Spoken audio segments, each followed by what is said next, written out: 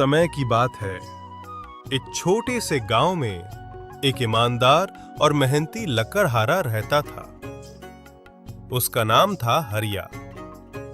हर रोज वो पास के जंगल में जाकर लकड़ियां काटता और बाजार में बेचकर अपना गुजारा करता।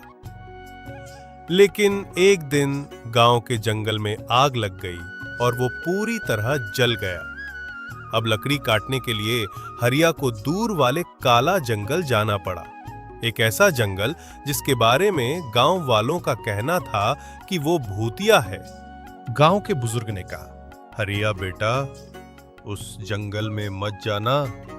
रात होते ही वहां अजीब आवाजें आती हैं और जो गया वो वापस नहीं आया।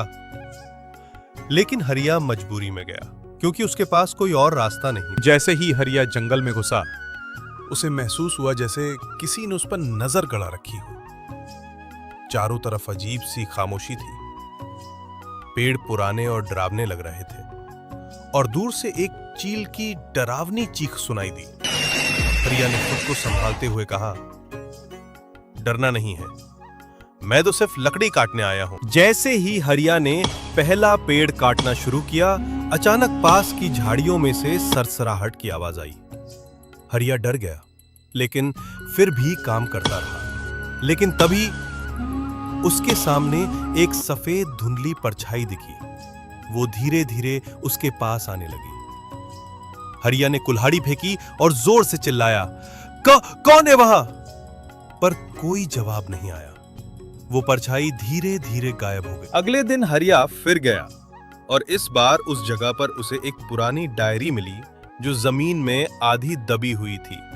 डायरी में लिखा था, मैं भी एक लकड़हारा था।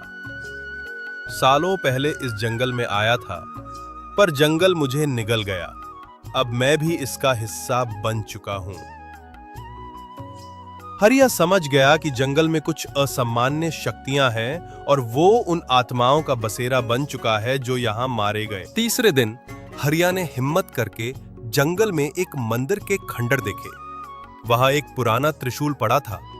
गांव के बड़े बुजुर्ग ने कभी कहा था, भूत प्रेत से डर लगे तो भगवान शिव का नाम लो और त्रिशूल को पास रखो।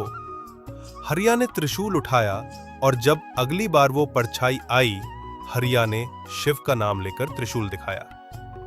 एक जोरदार चीख आई और वो परछाई जलती हुई हवा में गायब हो गई। इसके बाद जंगल की डरावनी शक्तियां कमजोर हो गईं। हरिया ने गांव वालों को सब बताया और मिलकर उस मंदिर की सफाई की गई।